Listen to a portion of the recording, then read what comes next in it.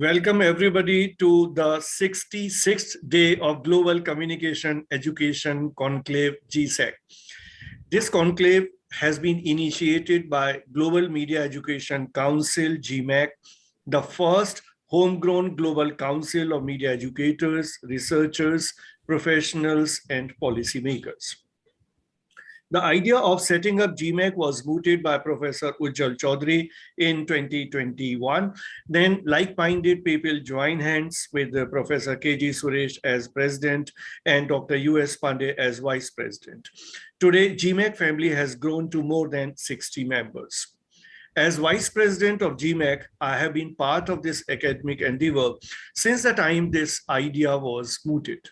I find myself lucky to be part of the galaxy of media educators in this forum. Global Communication Education Conclave is the first step of GMEC. Many more academic and professional endeavors will follow. In GSEC, we have reserved evenings for academic deliberations and enriching discourse with a global perspective. And all our sessions till date have been trendsetters. We have planned 75 sessions of GSEC, and we have already achieved close to 90% of our target. In today's session, many distinguished scholars and professionals are with us. I welcome them all in this session. I feel happy to share the company of my dear friend, Dr. Pooja Mahesh, who is Associate Professor in the School of Media and Communication, Manipal Academy of Higher Education, Dubai, and the chair of this session. Mr. Carl Gomes, Chief of Phonetic, is also with us as chief guest of this session. This session is also being graced by Dr. Sonal Pandya, Professor and Head, Department of Communication and Journalism, Gujarat University.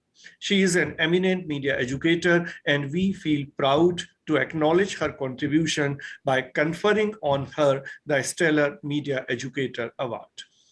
The keynote address will be delivered by Ms. Yili Fan, drama teacher and theater artist, film club instructor, East Point Academy, South Carolina, USA. In today's session, Mr. Glenn Charles D'Souza, Executive Director, Crisis, Media and Network, has joined as a corporate speaker. My special assignment in this session is to introduce the moderator of the day, Dr. Sharmila Kayal.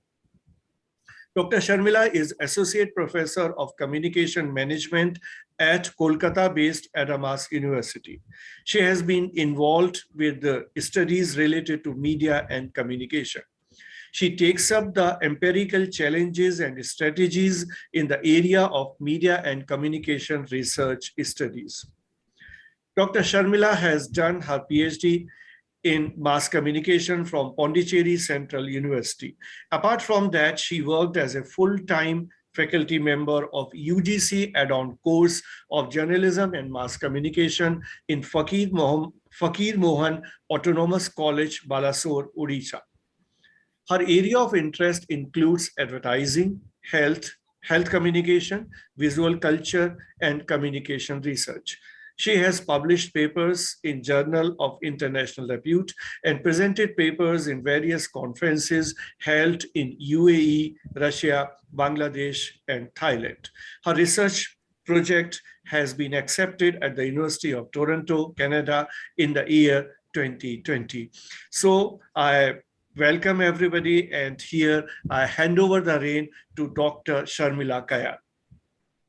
Thank you so much, sir, for welcoming me and introducing my achievements so far. Thank you so much. A very warm greetings to all the dignitaries and fellow colleagues, distinguished audiences in world's longest running media education event, that is Global Communication Education Conclave on its 66th day, as already said by Professor Dr. Amrish Saxena, sir. The topic for this session is Brand Communication, Future Ahead. I will start with the words of John Sass, who once said, "Your brand is a story unfolding across all customer touch points." So brands are not defined just by their products or services, A brand is made up of much more. It has its own personality, contributed to by its employees, its own mission statement, its own goals, its own ethos, even its own humor. However, a brand's perception is not owned by the brand itself. Rather, it is owned by the customer based on how they see and feel it. So, a clever brand will spend time understanding how its communications and messaging alter brand perception, and much of this is done via communication with its customers.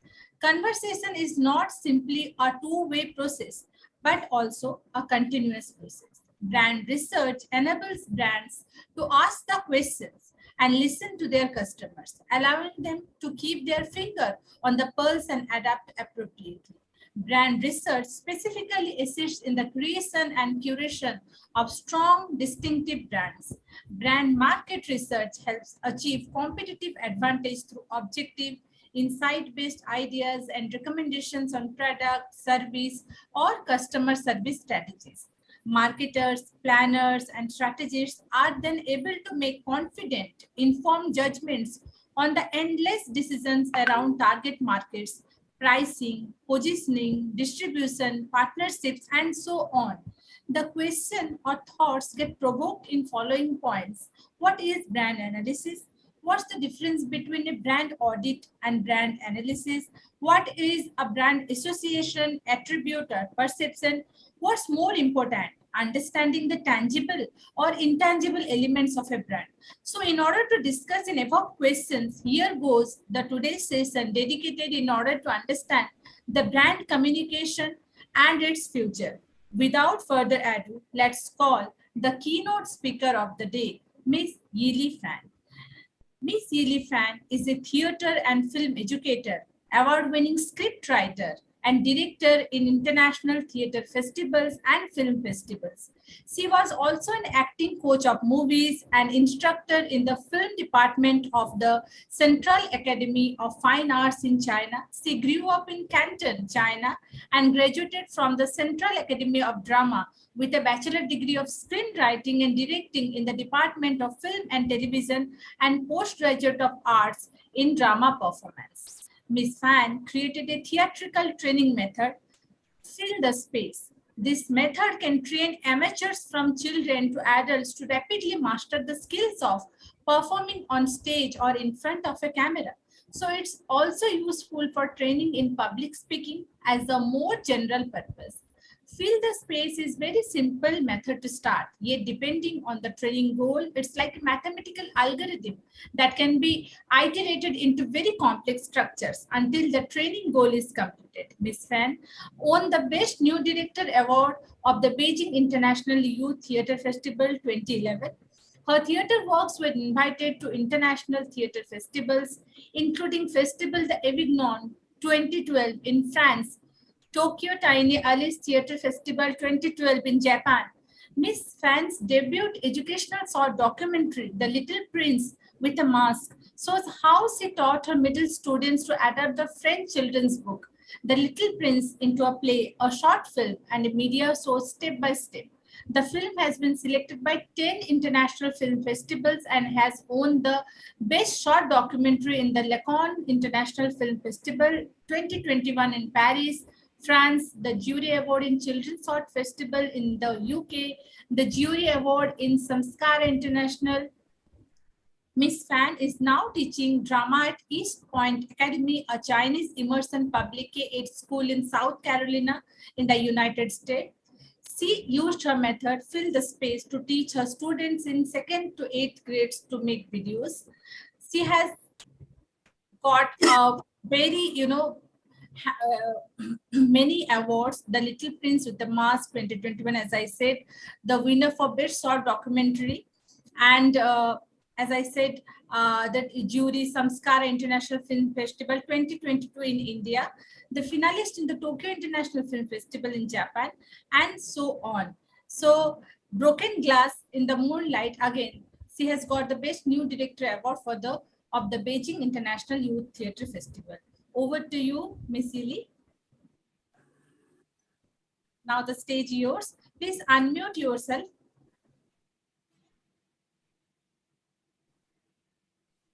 Okay. Thank you very much. Thank you. It's my honor to be part of the day to share with you the method Field Space I created. Field Space, this is the very first sentence I speak to my students to start my drama class. My students know exactly what to do. They begin to stand up, to walk in the space where they gather together. It appears to be effortless, nothing special, just walking. But this effortless action can be a very powerful tool for humans to unlock their innate creativity. Since the pandemic started in 2020, some pre-existing trends has become more severe. First, disengagement of students. Virtual learning, wearing masks in person, social distancing, and quarantines have been the struggle for the last 2 years. Meanwhile, movie images, social media, and video games as a pastime continue to contribute a decrease in students' ability to focus. Students can only pay attention in a short time. This is nothing new. But however, they have been increasingly instructed in the reward system and social interaction that designed by social media and the gaming worlds. Second, the education profession is increasingly require its worker to adapt some skills more common to the profession of social work. The identity of an educator is evolving from a figure of authority who understands and delivered educational standards to that of a social worker who is responsible for or responsible to the human developmental and behavioral needs of different kinds of students. Third, feelings of uncertainty, powerlessness, and a feeling of hopelessness have been growing all over the world due to global trends such as climate change, domestic and international conflicts, economic insecurity, mental health breakdowns, and the fears of artificial intelligence takes jobs from humans. To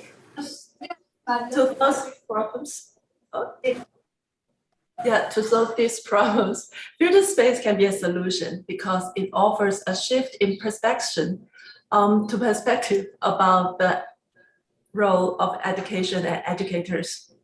Field Space is a theatrical method that I have been refining for 10 years. I found it to be a unique method of learning. It engages individuals fast. It promotes action and creativity. It accelerates learning, builds mental and emotional resilience, and generate positive motivation. It is unusual that it allows for the acquisition of knowledge and skills, beginning with the very basic of human bodily behavior, walking.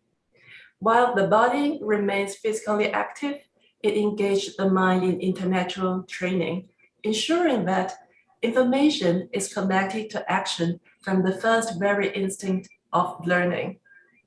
In terms of drama training, Field Space can help beginners quickly learn how to perform or give a speech on the stage or in front of camera. I work as a drama teacher, theater director, playwright, and actor, and film instructors at Beijing Central Academy of Fine Art. I use the Field Space to train professional actors, pop singers, college students, amateurs, and corporate personnel. Since beginning my teaching career in the United States in 2020, during the very challenging periods of the pandemic, I've discovered that this method works as well for the students from 2nd grade to 8th grade. Field Space is very simple to start, just walk. However, depending on the training goal, it's like a mathematical algorithm that can be iterated into very complex structures until the training goal is completed. It started with 3 basic commands: Field Space, freeze, and melt. The first command of the Field Space, just like the name of the method, is interpreted as simply walk. Now, would you like to walk together? Yeah, I would like to ask all the audience, if you're interested to try out the Field Space, please turn on the camera and follow the instruction. Let's walk together. The host, can you turn on the audience camera so that we can fill the space all together?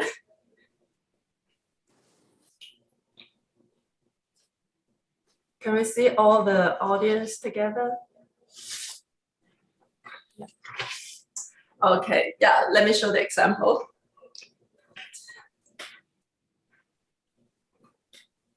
So everyone, please stand up.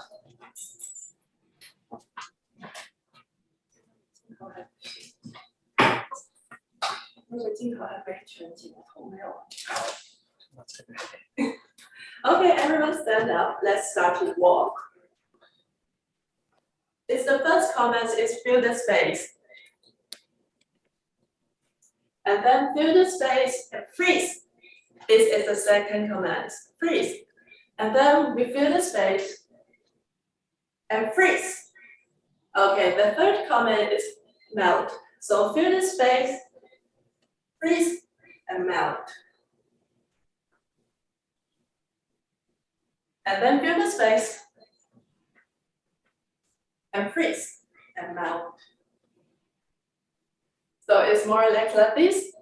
But what makes fill the space is an activity, is a collective activity. It works best when people are in a group in person. So when this command of walk to walk, then this command to walk, working in a group of person. So in that way, you need to maintain the three conditions. So the three conditions is do not follow, keep the space balanced, and keep moving. The first condition do not follow means that students need to walk according to their own direction and find their own path in the working space. And the second condition is to keep the space balanced. That means all the walking students have to make sure everyone have the equal share of the space. The third condition is keep moving. They require students maintain the second condition continuously and dynamically. Since we are in a webinar, we are not able to experience these three conditions of the first comment, but we are going to experience how to integrate text into the field space. Is it this? This is okay, can you see? Okay. Okay, this is a famous quote by William Shakespeare. All the words are stage, and all the women and men merely players. Can you learn this by heart? Or maybe it's only the first part. All the words are stage. All the words are stage. So let's fill the space with these lines. For example, fill the space. All the worlds are stage. Freeze. All the worlds are stage. Fill the space. All the worlds are stage. Freeze. All the worlds are stage. Melt. All the worlds are stage. All the worlds are stage. All the worlds are stage. All the worlds are stage. So, do you try it? So this is a very first attempt to try to fill the space. So I wish one day we can meet in person. So in that way we can experience the three comments and more comments, and also with the text to experience the different educational effect of the field space. And now I would like to share a very funny story with you to indicate how this method embeds value text to engage young people. One day, two crazy students in my class went for a locker and found a lot of grocery list. They look for the item. They look for the price of each item as if they found a treasure. And at the same time, another student is playing with a basket bag, a garbage bag. He's having fun, but I didn't stop him from that. So I asked those students with the goal, split out the glossary list among other students that read the list in groups while fill the space, for example. Pencil, $1. Eraser, $1. Toys, $1. In that way, they read the glossary prices and fill the space. They are very happy. And then I give each group 2 items. One is a garbage bag. Another is a Emily Dickinson's poem.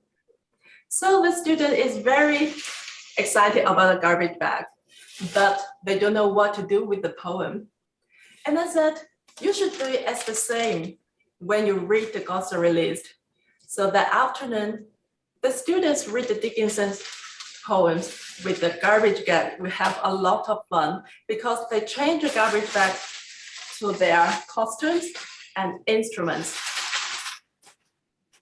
while fill the space.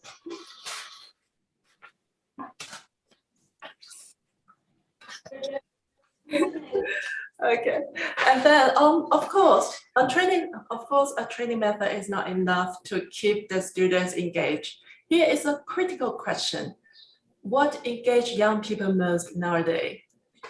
The answer may be found in the movie images, social media, and gaming. Young people are our future. So how do we engage and prepare them for a future including the value of humanity, resilience, international understanding, critical thinking, and creative thinking? It is necessary to create a real-world reward system that combines movie images, social media, and gaming. So what could it be? I imagine an international video sharing platform like YouTube, but all the videos are produced by students during their school time as hands-on project, in which they learn new skills and they express their creativity. The platform will be a virtual library, applying the same rules as a regular children's library to categorize and value the videos. Video will be produced and uploaded by the schools that become members of the children's video library. Over time, this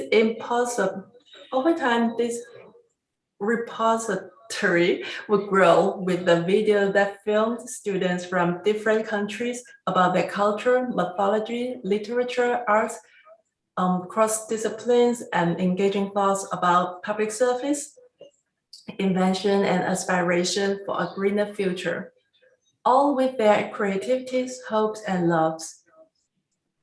The Children's Video Library will become an international educational social network for educators and learners. It would turn traditional school studies into an exciting performance and production games in the real world. Field Space and the Children's Video Library are 2 sides of the same coin. Field Space permits and empowers regeneration and iteration of human cognitive processes. It engages and trains students rapidly to combine knowledge and action in the present. The Children's Video Library helps kids learn by digitizing, interpreting, and performing text. It's the outcome of Field Space. It can engage and motivate young people to fill the world with their creativity, hope, and love. From this point of view, Field Space and the Children's Video Library can serve as a method of international communication for a greener, digitalized, and better connected future. The Children's Video Library empowers global collaboration to strengthen the international understanding, value of humanity, culture, public service through real-world performance that people of all age can do from young to old. There is an old Chinese saying that a journey of 1,000 miles begins with the first step. Let's fill the space by just standing up and taking a walk towards the next generation's future. Thank you. Thank you, Yili. for your wonderful speech and all. So now I would like to call the chief guest of the day, Mr. Carl Gomes, founder at Fanatics, a collective where they create ideas and growth, hacks to grow revenue and love for businesses in a VUCA world. Carl has spent over 25 years in design, digital, advertising and marketing roles and has won multiple awards at the Cannes, AdFest and Abbey's advertising festivals. Carl believes hacking growth is a mindset. Even when he is not at work, he's hacking his mind, body, and sleep with hockey, football, functional fitness, cycling, and yoga. Carl is a plant powered and believes you going minimal with purpose is the most effective way to reach an optimum performance. Over to you, Carl.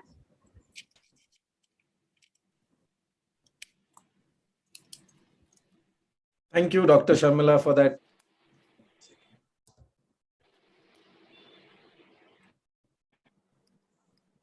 Hello, everyone. Thank you, Dr. Sharmila, for that awesome introduction and the invitation for today. Yes, Everyone, can you hear me? yes, sir, we can, Yes, sir, we can hear you. hear you. And So thanks a lot. That was a lovely session before this. Very excited to move around, but I don't have that much space, so I wanted to feel the space. So let's get straight to our topic. Our topic is the future of brand communication. So before we get to the future of brand communication, I think we should look at the past and the present to figure out where we are and then figure out where we can go. So have you guys heard about a term called VUCA? No, sir. I see a few nods. So VUCA basically means volatile, uncertain, complex, and ambiguous. Okay. A few years ago, I stumbled upon this terminology and I thought it described our world view in a great way, because I think after many years in advertising and brand communication, I've realized the only person we really have to know and understand is our consumer and the world that he lives in. So to figure out what world he lives in, we need to understand what world he's actually going through. So hence the term VUCA. And this term was actually coined somewhere in the last century after the Cold War. But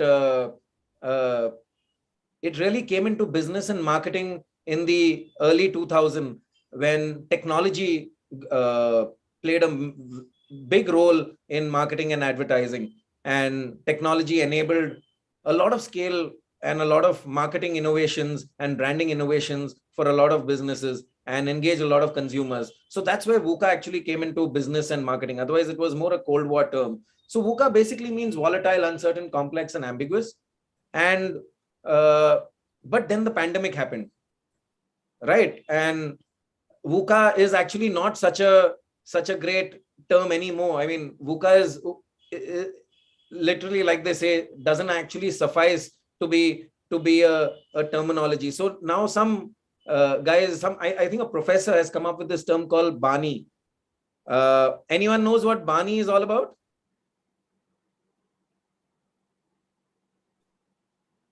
So BANI stands for brittle, anxious, non-linear, and incomprehensible. So whether it's volatile or brittle, whether it's uncertain or anxious, whether it's complex or non-linear, and whether it is ambiguous or incomprehensible, how could we overcome these terminologies? So over the years, I've realized that if it's a volatile and brittle world, brittle basically because if you actually look at the world today, there are so many companies who existed over the last hundreds of years and have suddenly disappeared, whether it was the VUCA world like Kodak or companies today, because of the pandemic, they've become almost, they've disappeared from the face of earth. So how do you overcome something like that? I think the companies that have overcome a VUCA world have had purpose first. So how do you overcome a volatile world? You need to have purpose as a business, as a brand. And I think Dr. Sharmila also talked about it, where storytelling, branding has become more important in a VUCA world, because Today, it's no more about prices. There are so many businesses and there are so many brands out there. How do people choose? Prices, yes. But what if they had something deeper to connect with? If you see Nikes, if you see Apples of the world, and if you see a lot of these brands today, whether it's Closer Home, Jagore or Tata Tea, that connected with people on another level because they had purpose. So today you cannot just sell a soap because it's white, whiter, whitest. You need to tell people, connect with people on another level. What is that level? Daag achhe hai, or share the load. The moment you do that, you connect with their gut, you connect with their, like there is a guy called Simon Sinek who said that you need to talk to the limbic brain. You need to talk deeper and connect with them on a deeper level. So that's where purpose comes in.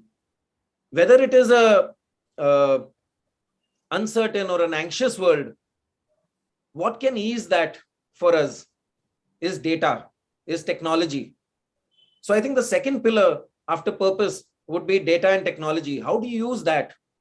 Even when it comes to brand communication, understanding people, what do they connect with? And then finding that common goal, finding that common emotion, and then figuring out all your communication. So data and technology becomes really, really important. The third peg, whether it's complex or whether it is non-linear. So those are people. You cannot now put one message out there for everybody. You cannot one size fits all. Correct? Because they're different people, they're different shapes and sizes, they're different ethnicities. Different people have different pronouns today. You need to address them well. People get irritated, people get anxious, people get angry when you say the wrong things. If you've seen in India itself, so many brands are facing a lot of flack because of what they are saying, what they stand for.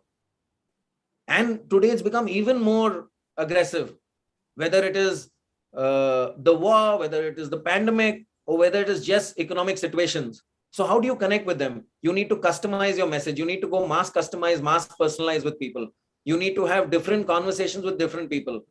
And you need to understand where in the funnel you're talking to them. No more it is a linear funnel where everyone will go talk to you, and then slowly some of them will connect with you, and slowly some of them buy you. Today, people themselves connect with people and tell people about businesses and brands. So advertising, people are media today. And therefore, your marketing, your experience has to be intelligent and has to be mass customized and mass personalized. And the last letter that is ambiguous, or if it is incomprehensible, whatever works today may not work tomorrow. And whatever works tomorrow may not work day after tomorrow. So once upon a time when we used to create campaigns, we used to work for 3 months and create a campaign for people, right? We used to work for 3 months and come out with a brand philosophy, purpose. No more. You work for 3 months, things change, people change, universe changes, countries change, everything's changing, right? So how do you change that? How do you adapt to change? You need to be agile. Your time period is 3 days to 1 week when you think of something. The next week, it's all over. So whether it's VUCA, that is volatile, uncertain, complex, and ambiguous. I'm still coming to terms with Bani. Or whether it is brittle, anxious, and non-linear and incomprehensible. You need to have purpose. You need to have data. You need to have marketing and experience, and you need to be agile and nimble. So I'll leave you with those thoughts on how do you overcome and how do you look to the future. You need to be purposeful. You need to tell a story. You need to not work with gut, but you need to be data driven. You need to not look at one size fits all. You need to customize, mass personalize, whether it is your marketing or your product or your experience. And you need to be really nimble. You need to be really agile to survive, not just survive, but thrive in a post-pandemic world. Thank you, everyone. Thank you, sir. Thank you so much.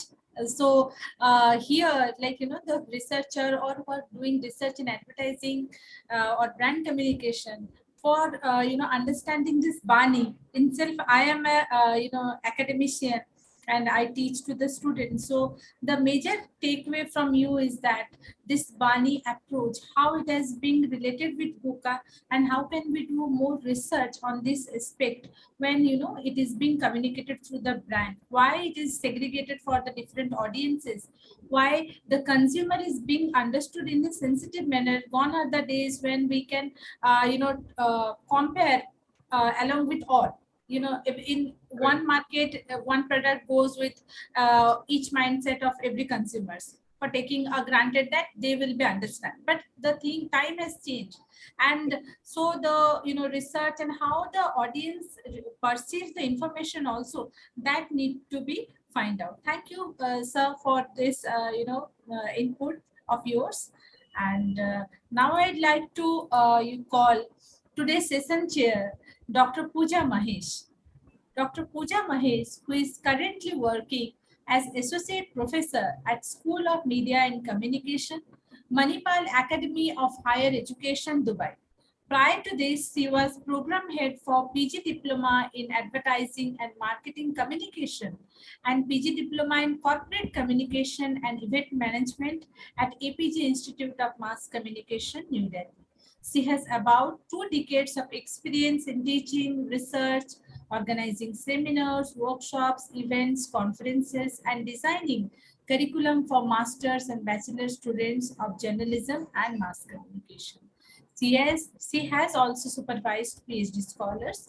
She has presented papers at various international conferences, including International Communication Association, Asian Media Information and Communication Center, AMIC, Communication and Media Studies conferences, to name a few. She has also published papers in various international and national reviewed journals.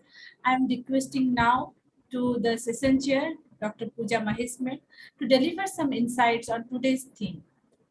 Over to you, ma'am.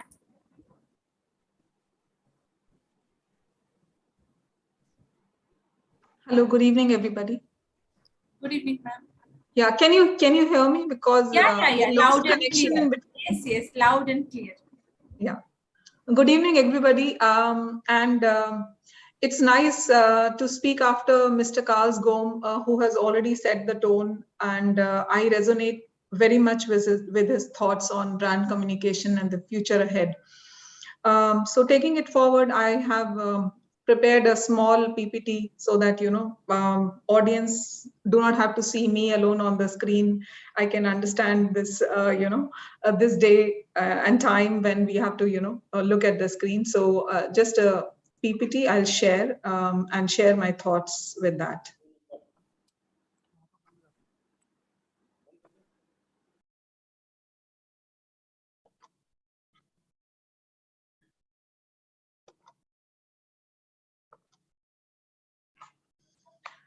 So brand communication and future, when we talk about it, before talking about the future, let's discuss few trends which are predominant in brand communication currently.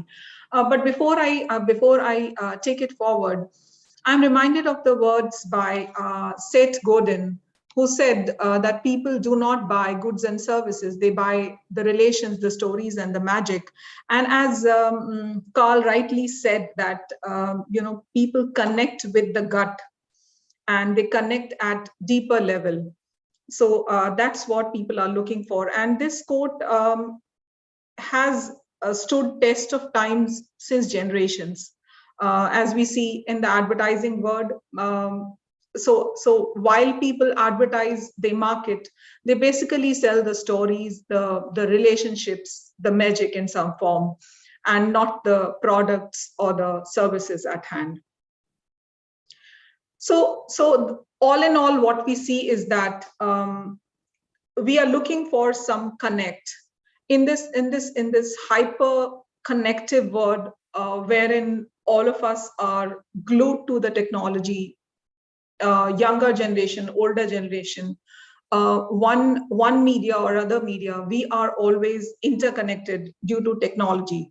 So here the connect is very important, and the brands need to have that connect with the consumer, and that connect needs to be developed at a deeper level.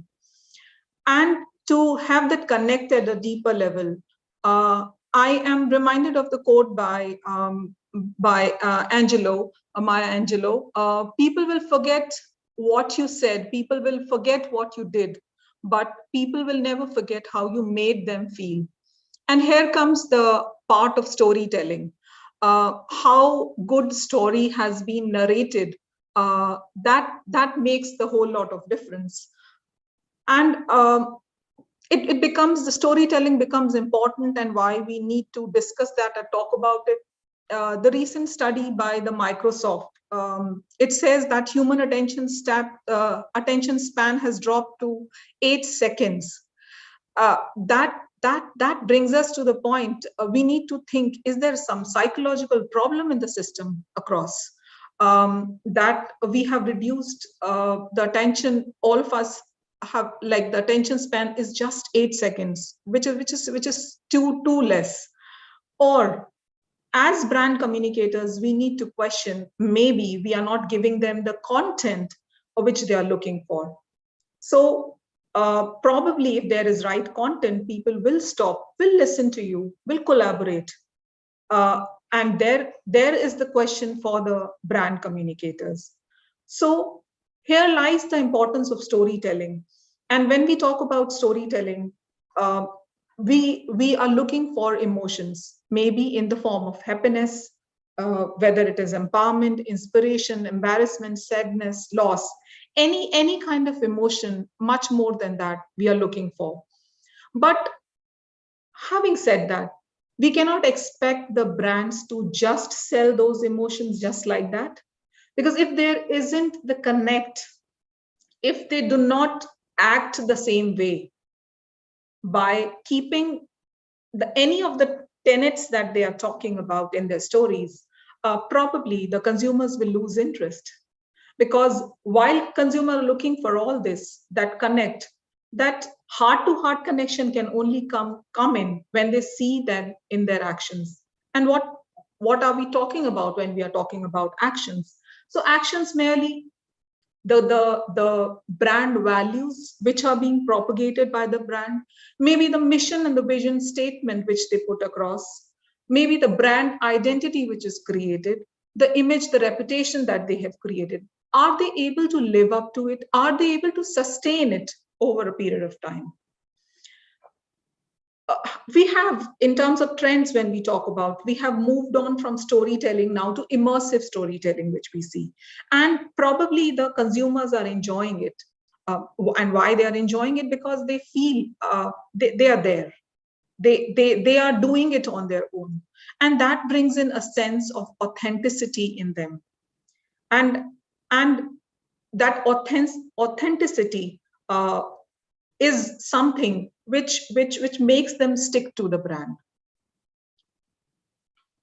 Besides that, another trend which is predominant is we talk about 360-degree spherical 360-degree or spherical video. And when we talk about 360-degree or spherical video, it's the images taken from various angles. Imagine we have been talking about the quote, one image is worth 1,000 words. Now imagine herein we are talking about 360-degree or spherical video. So the videos, the images taken from various angles. So we can imagine the volume of impact which can be created by 360 video. And again, because there is nothing hidden, people can see inside out when we have the 360-degree video. I believe all of us have experienced when we go for a recce of the real estate, when we are planning to buy a house or something. And that's what the real estate agents normally do nowadays. Then another aspect, we many a times feel that gaming is something which relates more to the kids, but let me add that it's not only the kids. Gaming is something which cuts across generations. That gaming has a storytelling which is because it's more engaging. And nowadays what brands are doing, they are creating internal mini hacks for the customers. And when we say mini hacks, what they are trying to do is they talk about their brands, they talk about the core values to the consumer, and then they take the customer through the real experience, wherein they want them to come up with the solution to the problem which they talk about during that gaming session. Then they have sort of rewards which they give to the customers, which again is another important point which helps them connect. And then there is social advocacy which they do. Besides this, what we see is that there is mixed reality. We are using virtual reality and augmented reality. So whether it's the fiction or the real life, we take that also while we are communicating, while the brands are communicating, they are taking the help of either VR or AR nowadays. Then there is the live streaming option, which is considered to be more genuine. And why genuine? Because we are seeing real time whatever is happening. So that's another important point. Now, all in all, what we can, to sum up in terms of what the consumer is looking for, consumer is looking for, and when we say the success of brand storytelling is that whether we are able to capture the audience heart and whether we are able to stir up their emotions. And the heart-to-heart connect comes in when we are able to humanize the brand. With this background of the trends in brand communication which are happening now and which we would be seeing in the future, the majorly what we can see the future ahead looks like is that, and again, whether it was past or present, what is important is that we need to know the audience. This has been there, this will always be there. We need to understand the consumer as much as possible. If we know the consumer, we can hit it there. And the other thing is aligned with the vision or the mission statement of the company.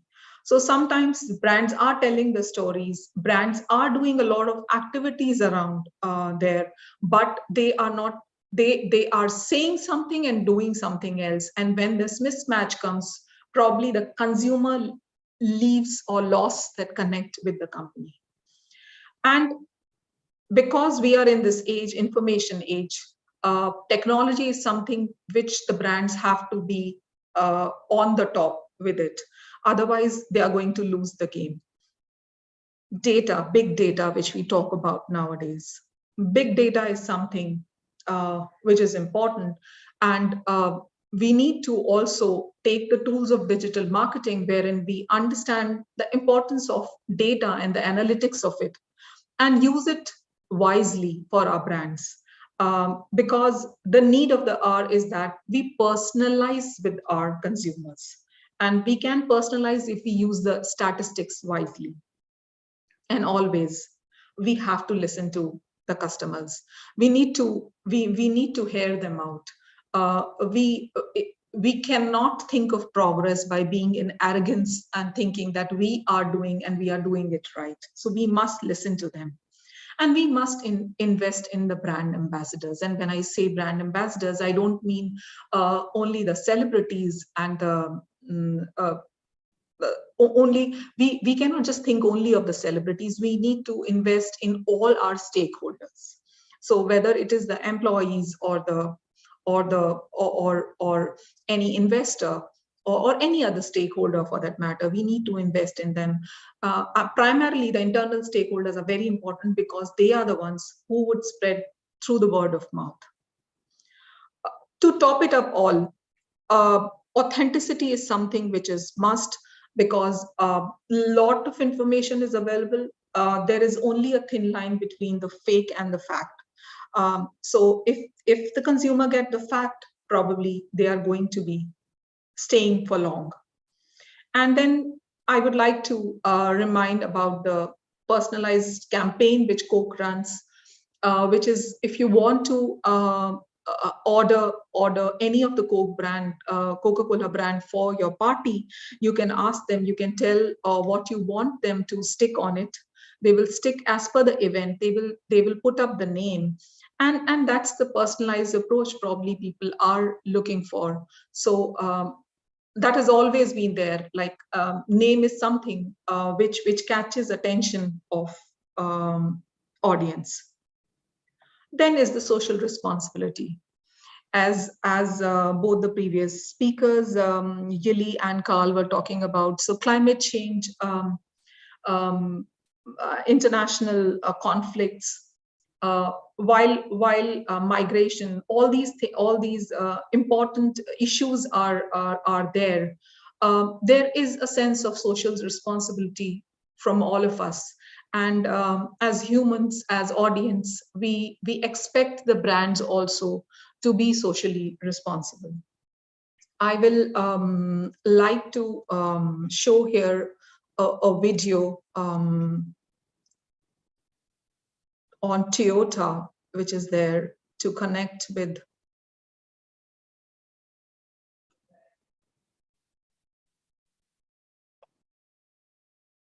Are you able to listen to the voice of the video? No, ma'am. No. Okay. No, not able. Okay. Okay.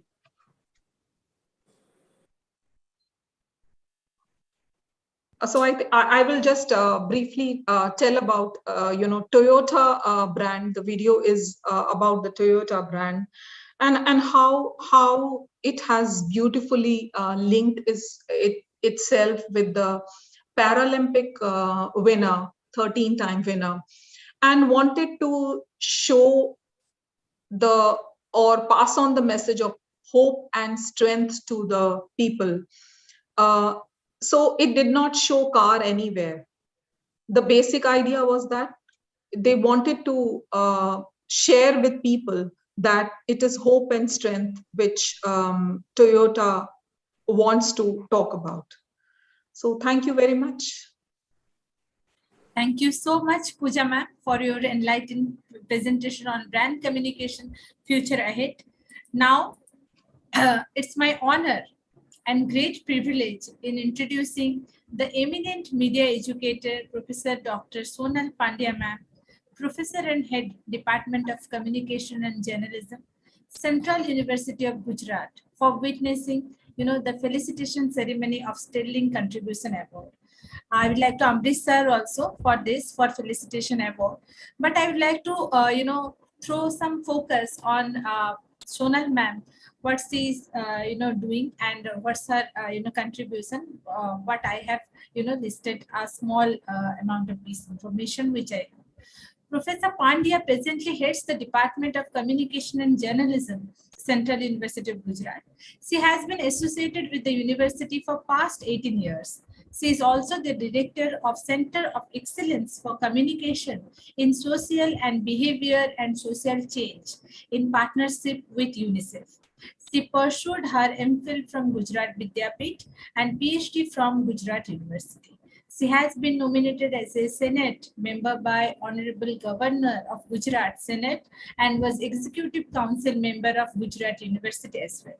She has occupied several other prominent positions as well, such as visiting faculty at Journalism and Audiovisual Department of Gujarat Vidyapeeth Ahmedabad, member of Board of Studies at MS University Baroda, committee member of Research and Development at Mumbai University, member of Board of Studies at Pandit Deen Dayal Energy University, board member for Swarnim Sports University, advisory committee member for AIR and Doordarshan, member of Selection Procedure Committee for UPSC Gujarat Government, member of Selection Procedure Committee Kerala Public Service Commission KPSC and Rajasthan Public Service Commission RPSC. Apart from being a research guide for MPhil and PhD students, she also has been a project consultant with GIZ organization, University of Germany, to prepare curriculum on communicating coastal and marine biodiversity conservation and management through the media, designing the committee member at Building Energy Efficient Project, BEEP, which is cooperation project between Government of India and Swiss Confederation, and contributor for research work on Lok Sabha election 2014 for the newspaper of Denmark, Jyllands-Posten.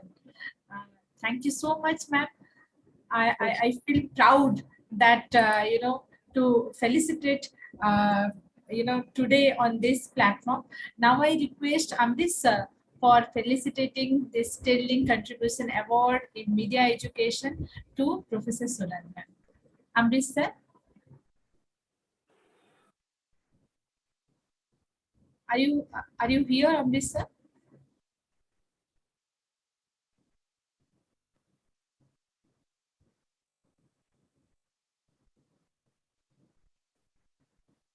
So maybe some problem. So I would like to request the team of GMAC to run the video that has been made. Yes, yeah. Just play the video which has been made for Sonal ma'am. Yeah.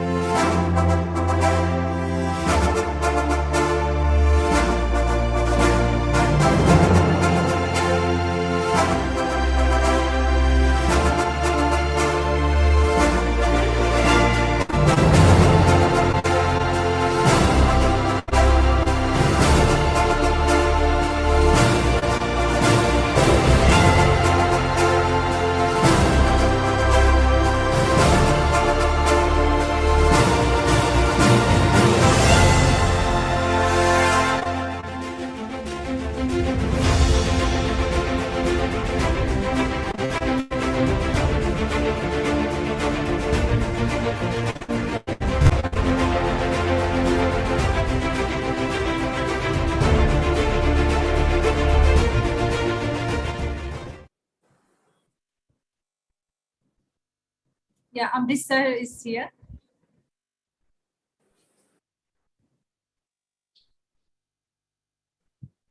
Yeah, it is indeed a matter of great pleasure that we are conferring this award on Professor Sonal Pandya.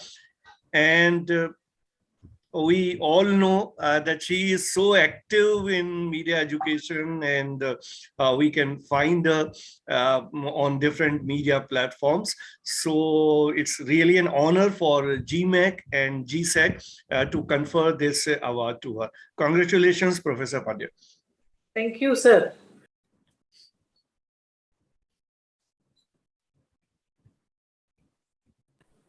I'm audible? Yes, Hello? ma'am. Yes, ma'am. Okay. Yes, ma'am. Thank you. So, should I say something? Yes, ma'am. Please. Okay. So, I'm very happy and privileged that I got selected for this award, and I must congratulate the GCEC team because the way they maintain the quality content in media education, academicians and professionals and researchers. So it's a long time. So to maintain the creativity in a constant manner, it is itself is a challenge, and whole team did it very nicely. So I must congratulate your effort in this virtual platform, and you really connected the people. As far as my personal journey is concerned, I think I'm coming from very small village called near Bhavnagar district. I've seen the Ahmedabad city when I completed my 12th at rural school of my village. So I'm completely the village girl. I can recall that in this city, I came in the local bus with my bedding and bag. So I think that is very unique that in the media education, I think the complete grassroots people like me who came to the big city when you are 18 years old. But I learned many things in last more than 22 years, madam. I'm into media education. This is 23rd year. But two things I would like to highlight as far as my experience regarding the quality of media education is concerned. Because like Indian media industry and Indian education system is very diverse and heterogeneous. The same way, media education in India is, I think, the most diverse discipline in terms of the structure and curriculum. And this may be the beauty of our course, that we are too much diverse. But I realized that two things I have to focus, because media program is a professional program, and we have to minimize the distance between the media room and classroom. So if you want to produce the qualitative media professional, I tried to work on two areas. One is a perspective building, and second is a skill learning. I think these are the two pillars of media education, and how we design our curriculum in such a way. We are not teaching just to make a film and to write for the newspapers, but think apart. We teach them a strip theater, puppetry, poster making, exhibition, so alternative media as well. But the skill learning, of course, they are making film, they are producing the newspapers also. Right now, I'm teaching almost the student from the 8 different countries. So we are having the small, even though very heterogeneous batch from Papua New Guinea to the Thailand, from Ghana. We have the students, the research scholar from the different country as well. So I realized that the skill learning process, because we are producing media professional, is very much needed. But the perspective learning is the equal important pillar of a media education. And that's why the rural internship is a compulsory in our program. We have a special program on Gaon Chale Hum, because many times they are foreigners in their own country. And I think if they can't see the world in a holistic way, they can't be the good media professional. So the NGO internship and rural stay, and they have to live with the villages. I think this is the very unique experience that we had, and I can share someday that how the 360-degree changes we observed. What happened while we talk about the media and media students, I think the societal part is very much lacking sometimes. So while I'm talking about the library and research, I think the living life of the people is a library for the media student that I learned. And I'm very fortunate that I got a very, very good student, those who can understand the value of it. If you are not able to read the life of the people, you can't be the good media professional. We talk a lot about the connectivity, but I'm heading the Behavioral Change Communication Center. I'm a director of that. So I realized that if we think beyond the communication, we don't just have to convey, we have to convince the people. Now we have to think in that direction. In the global village, we are connecting with each other, but how this connectivity, connection, we can convert into the touch, touching to the life and heart of the people. I think my award I devoted to my students, because Vidyarthi Devo Bhava, I do believe in that. And I learned many big lessons of my life from my students. So living life of a people is the biggest library and source material for the media student. This is my understanding of media education as well. So thank you very much to selecting me, and I hope we will meet some day in a personal. Thank you very much. And Sharmila, Dr. Sharmila, I'm very happy to be part and parcel of the program, and I enjoyed the session today as well. Thank you so much. Thank you so much, ma'am. Thank you so much. Now, I would like to introduce the corporate speaker of the session is Mr. Glenn Charles D'Souza. Glenn Charles D'Souza, Managing Director and National Lead, Crisis, Media and Network. Glenn D'Souza has been with MSN in India since 2000. He heads the Crisis Communications mandate for entire group as well as the national media portfolio.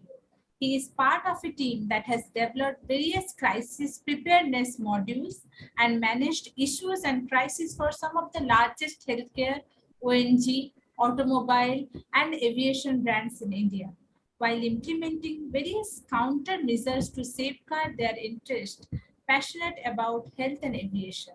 He has closely worked with leading conglomerates in the space and supported maiden visits of 25 plus Fortune 100 CEOs in India and alumni of IIM Bangalore with a bachelor's degree in commerce from Bombay University. He has managed the India campaigns of various heads of states, President South Africa, mayors London, senior bureaucrats South Africa and France, emirs UAE, and various international state governments. He currently leads a team of experts which overlook outreach and engagement across 35 plus cities and towns, and whose strong understanding of our vibrant, changing media landscape is key to the success of any campaign today. So I am, handing over to the baton to, Charles sir for his deliverables for today's session. Over to you, sir. Thank you, Sharmila. Am I audible? Yes, sir. Yes, sir. Perfect. All right. Thank you once again and for being part of such a distinguished panel. In fact, my presentation is pretty short. It's only about 150 slides, so I'll make it quick. It may take about an hour and a half. I'm just kidding. But it has all of the elements that everyone spoke about today. If it happens to be about mind and space, with Ms. Fan clearly mentioned that, you need to have the ability to communicate at the right time, and you need those learnings. Or if it's the VUCA world or Bani, that's something that's actually is something that we're really living. And being a crisis expert, that's something that I face every day. And rightly said, Carl, that what used to take about 3 months is actually taking a day today. And, in the early days, I had to wait for the newspaper to come out tomorrow morning. Now it's on Twitter. I just hope and pray that Twitter disappears. That's my personal opinion. And if Dr. Mahesh clearly mentioned, that it's what the brand is doing today, which is beyond business. And what Toyota is doing is a brand that clearly defines what the auto industry does. So that's also the part of my presentation that we're going to be talking about today, because today the stakeholders or the shareholders are clearly defining what the brand that they represent or own should be doing. And finally, I think Professor Pandya made a very valid point, that Gao Chalo Hum is basically what India is all about. In the last 20 years of or 25 years of my experience, we've always been focused on the metros. But today, regionalization has taken over India.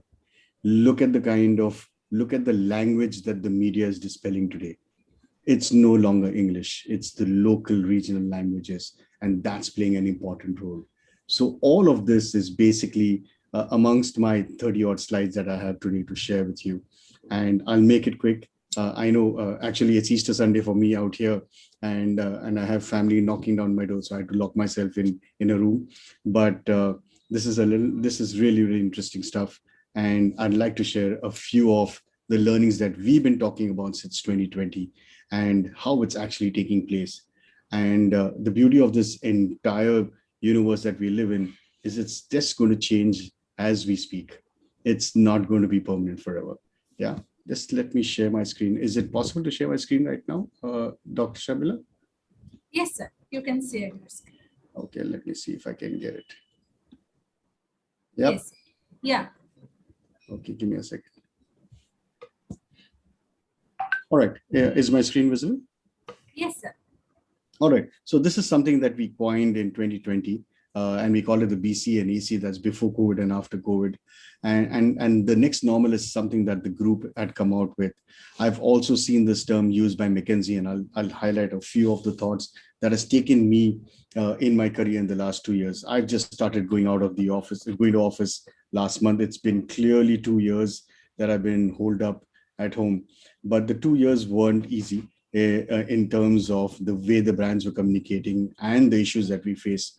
Some of the biggest and the largest brands have got into trouble, and I think Carl mentioned that. I'll touch upon on some of them, but I won't be looking at the crisis part in this session. So I've just clearly broken down the presentation into 4 parts. That's before COVID, how did we react? during COVID and the future, which is the next normal. But what's also important as a communicator is how has the media evolved? What is it that media is doing differently today? And basically, what are the trends that we think have happened and will continue to stay? All right, I think this is something that for every communicator or a communication professional, it was part and parcel of life. We took this for granted that we would always be interacting. We would be doing these large press conferences. We had dignitaries traveling all over the world. We had events. We had events that created world records across the world. We had these roundtables that was so intimate that I could smell each other's perfumes, and we had the global TED Talks, which basically brought us a lot of inputs. All right. This was the world that we lived in 2019. I see a little bit of this coming on in the last few months, but I don't think this is ever going to be the same again. The next normal is basically what we have today. And McKinsey clearly mentions it. It's distance is back. I can't travel to a country today without waiting for 3 months. If I want a US visa, I need to wait till December to actually get an appointment in India now.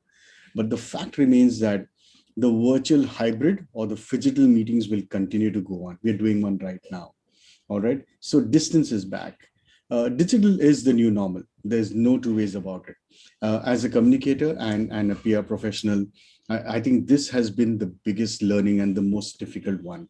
The brands that have adapted in India are clearly the automobile brands and the telecom brands, the mobile phones companies. These are the ones that have actually adapted the fastest. I did close to about 40 odd of these launches last year, and each one was unique and different. The most difficult aspect for a crisis expert like me is the digital news feeds. I think the speed at which news travels is now becoming a nightmare for communicators. And I think that's a learning which will stay forever.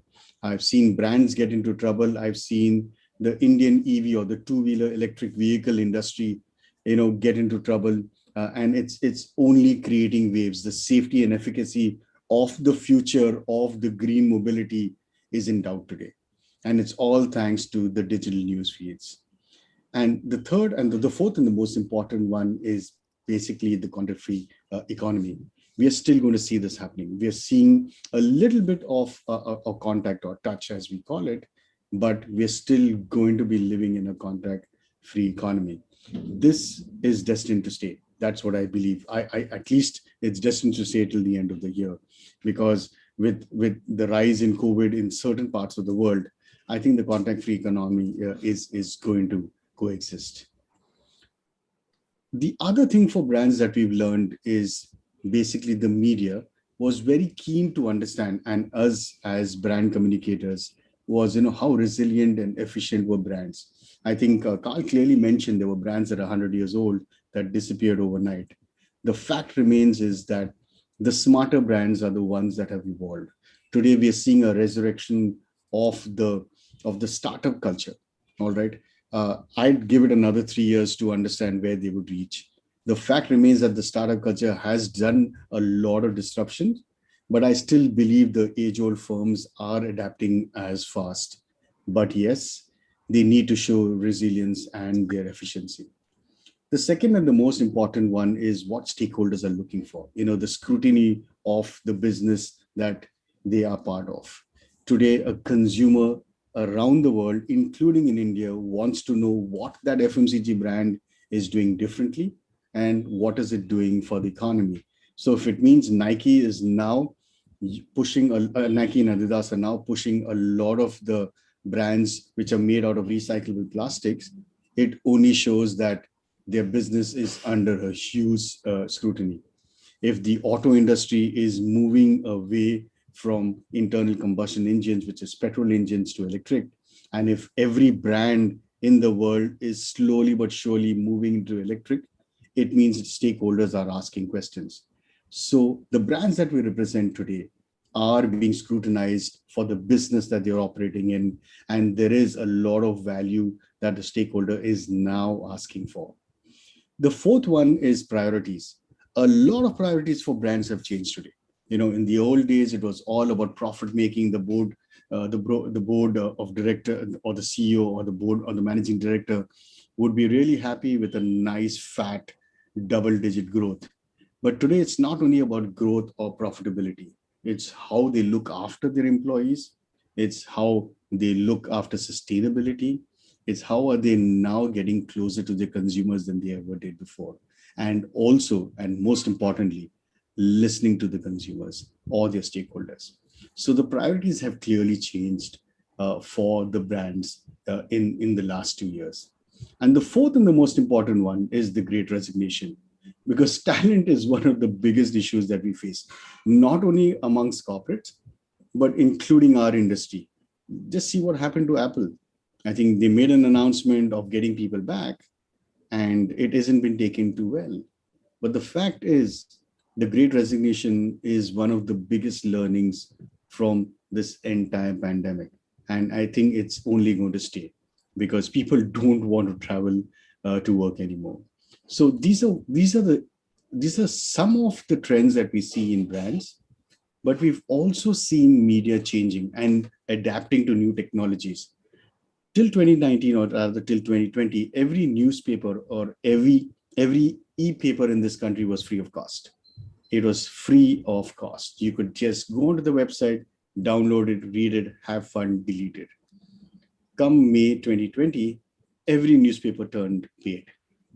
But what the newspapers did, and this is not only English, but also the regional ones, is they started adapting to newer tools. Podcasts became really, really popular.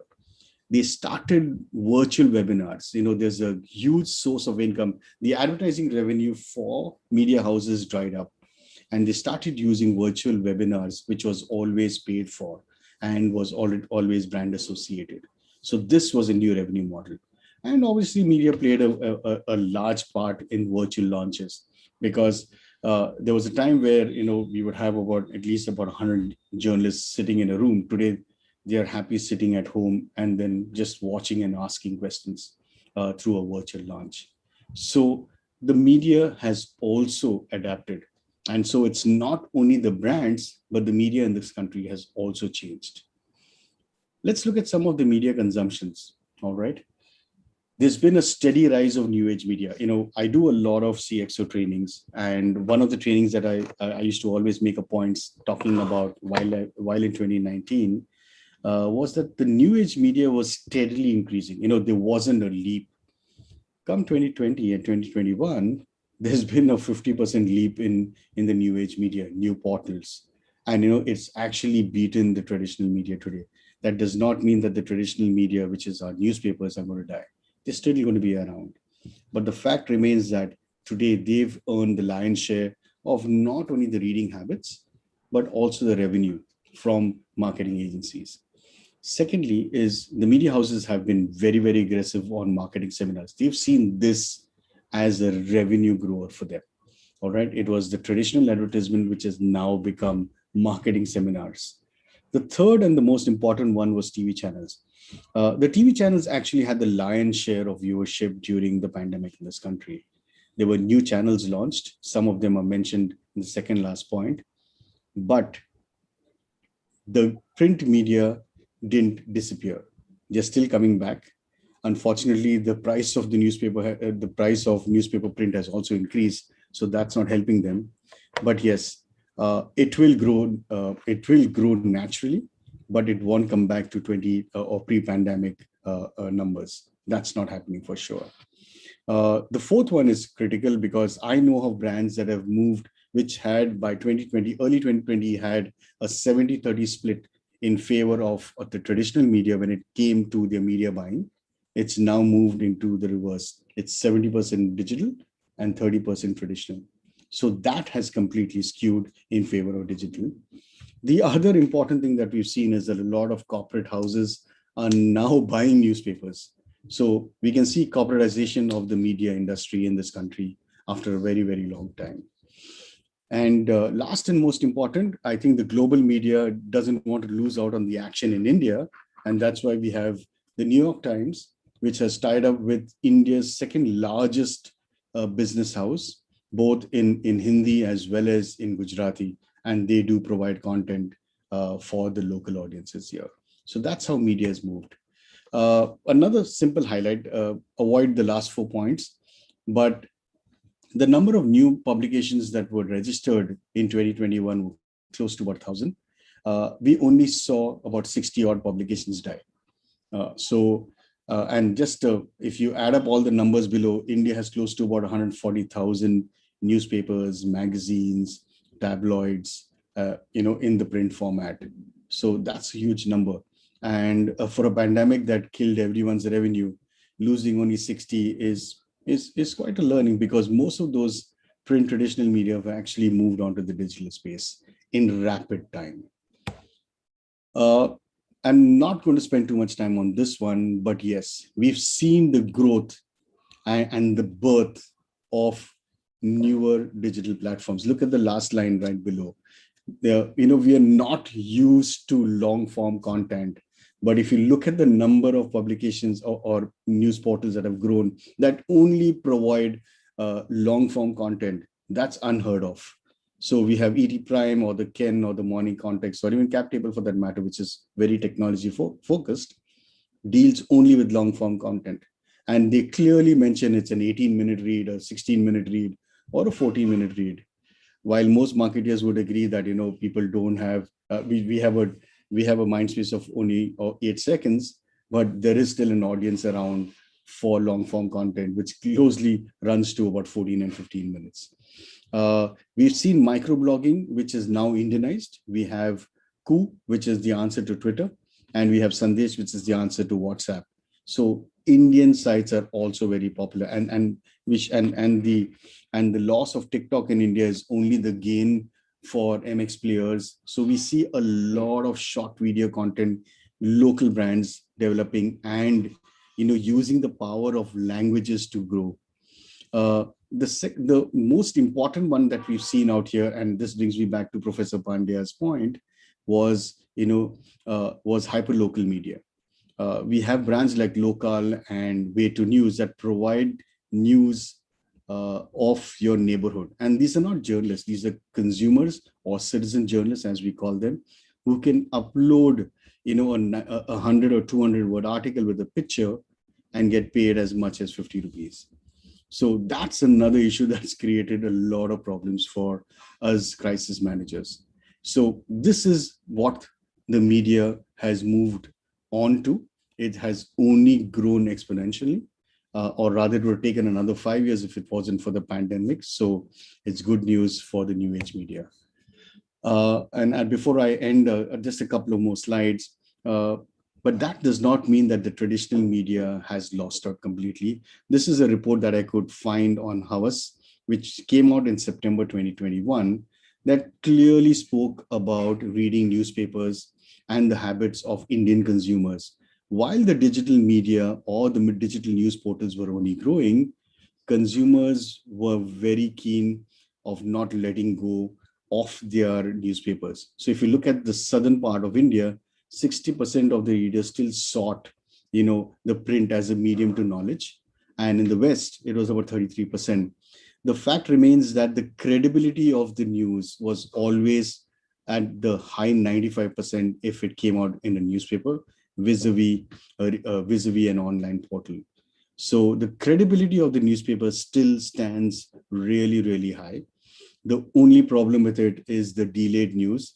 But this is what we say in public relations, that an online portal usually files an FIR for a story, which is a short synopsis, and the newspaper will actually do the investigation and provide the in-depth analysis of the story. So that's how we propagate the growth of this media. This is already in play. I've just spoken about this. So RSS feeds, syndications are growing. Short message services, I think the news on WhatsApp or Telegram or even BIP is basically now creating another challenge for newspapers. Audio streaming and podcasts is the big growth, but that doesn't mean that Clubhouse is doing extremely well. It was only during the pandemic that they saw those huge numbers. I see a decline there.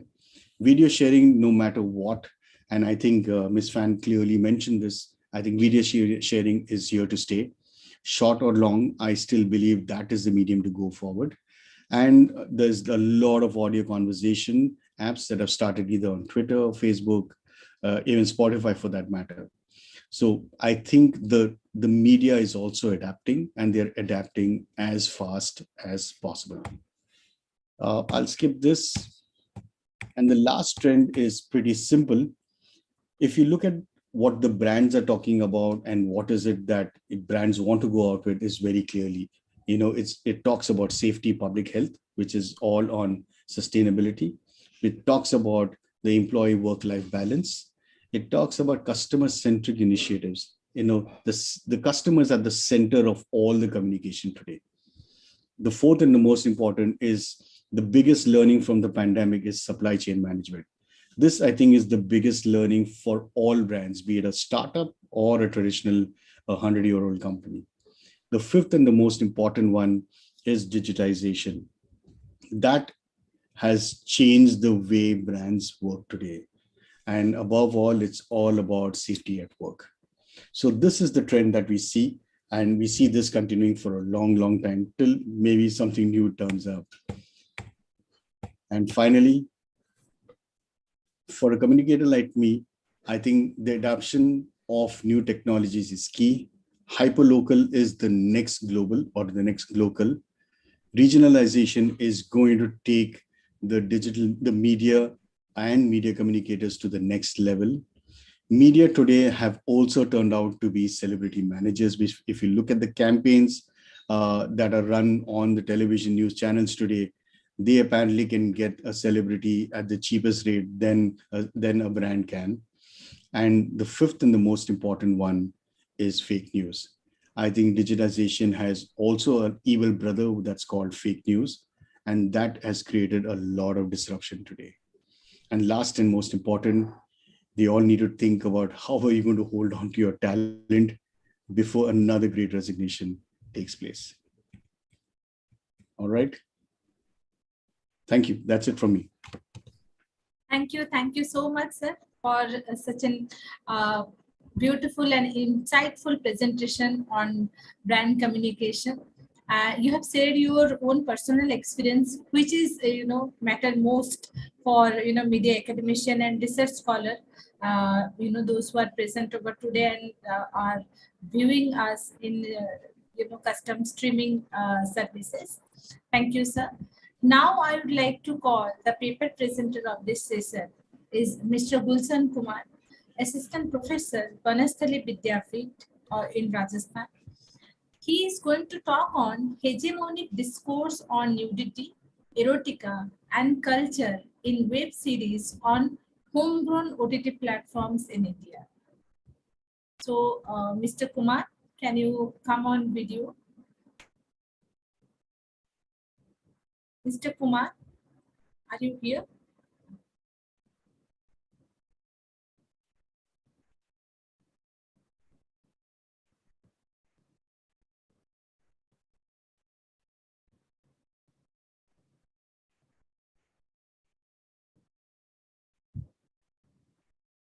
I think he's got I hope Zoom has not censored him because of the topic.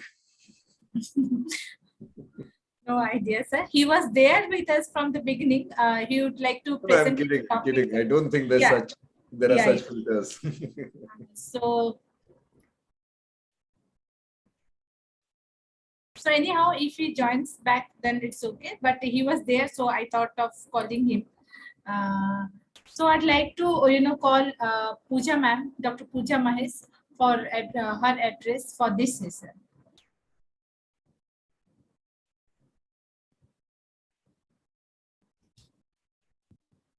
Ma'am, you are on mute. Please unmute.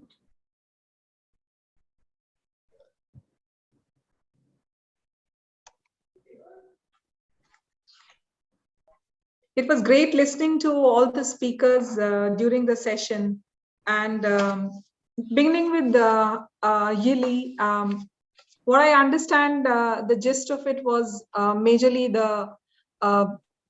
she being a theater person, how she got in the brand communication there and says that there is the effortless action of the theater, and which is really powerful. And if the communication is done in the right way at the right time, it's very effective. And how she touched upon how theater is playing an effective role in all the major international issues which are happening, social issues which are taking place. So that are the major takeaways from there. Then, of course, as we moved on to Mr. Carl Gomes' session, it was the emphasis on VUCA, wherein we understand the volatile, uncertain, complex, and ambiguous consumer, and how this consumer has moved on to Bani. But the gist of it here was that how brand communicators need to connect well with the consumer at a deeper level, understand their gut rather than anything.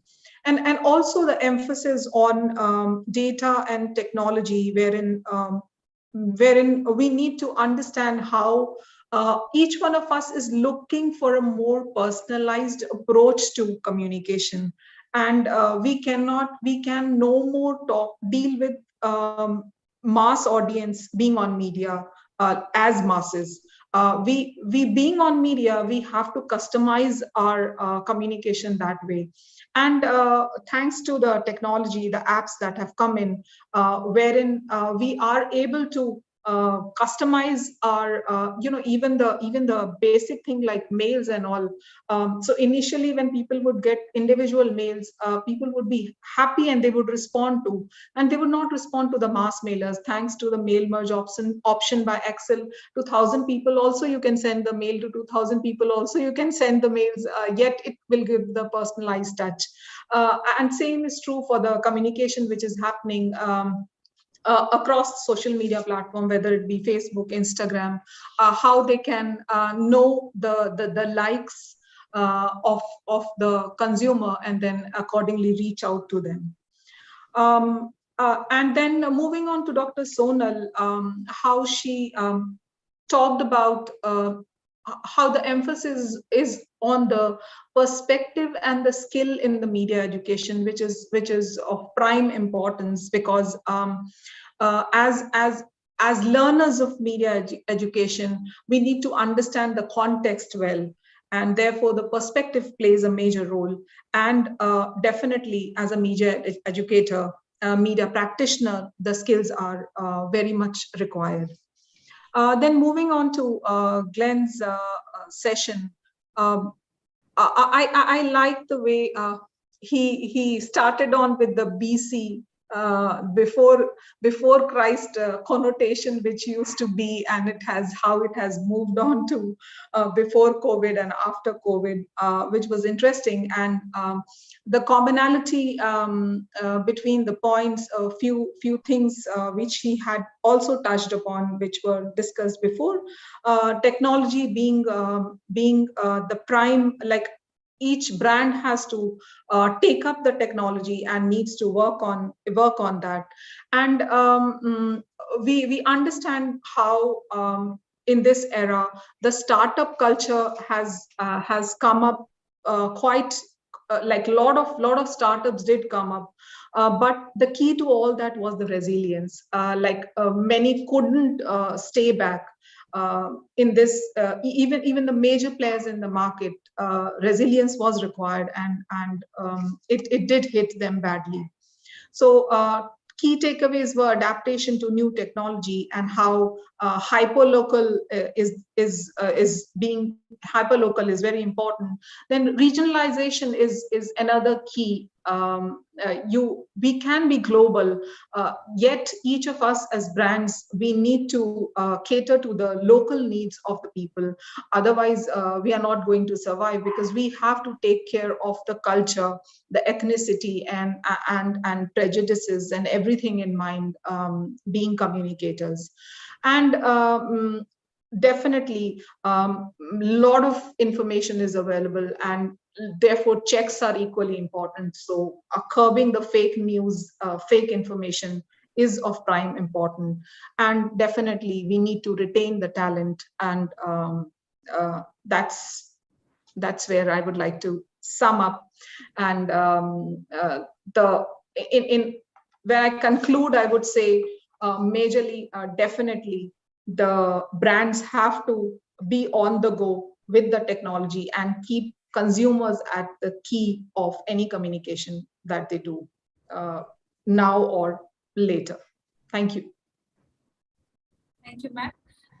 Just I got to know, dear panelists, that the paper presenter has some medical emergency, so he could not able to join, for presenting his paper. So thank you so much. I would like to thank, I would like to confer the vote of thanks for today's session. I, on behalf of this GCEC, Dr. Sharmila Kayal, would like to thank, the GMEC team, Secretary, President KG Suresh sir, UKC sir, Secretary, Vice President Amrish sir, for giving me this opportunity, and all the GMEC team for their constant, effort for making this event so glorious, so that after the years it will be benchmark for the a connection between media and industry and in media education faculty. For this session, I would like to thank the session chair first, Dr. Pooja Mahesh ma'am, chief guest, Mr. Carl Gunn sir, media stalwart and stellar contributor of media education, that is Professor Dr. Sonal Pandya ma'am, keynote speaker, Ms. Yili Fan, and corporate speaker, Mr. Glenn D'Souza sir, for their time, support, and deliverables. It is very good to connect with them. They were so grounded, and they have given us me the time. They had connected me so well that on this, holiday Sunday, they all were there for me, and they, shared their good thoughts for this session. I hope this session will be helpful for all of us. We had, come to know many, points which has not been there. It's a good to connect with the industry people, so that we can get to know the pulse of what actually the brand communication works for the consumer, how the industry gets prepared for the effective communication to understand the consumers. So last but not the least, I personally thank Manushri Maiti, social media GMEC team, Nymphia Chatterjee and Kunal Samadar for their dedication, constant support, and for all the technical help. So good night to one and all, and stay safe. Hope we can meet, in person very soon for future endeavors. Thank you, Amrish sir. You'd like to say something, so that. No, thank you. Thank you. Thank you, everyone. Like they say, Easter is a great day for new beginnings, new ideas, new thoughts. So I think my takeout is that while we are all coming in from different perspectives, it's all the same. Thank you. Thank you. Thank you. Thank you, Sonal ma'am, Charles sir, Pooja ma'am, Carl sir, and Ili. Thank you so much. Thanks, Bye. Sharmila. Thank you. Bye-bye. See you guys. Take care.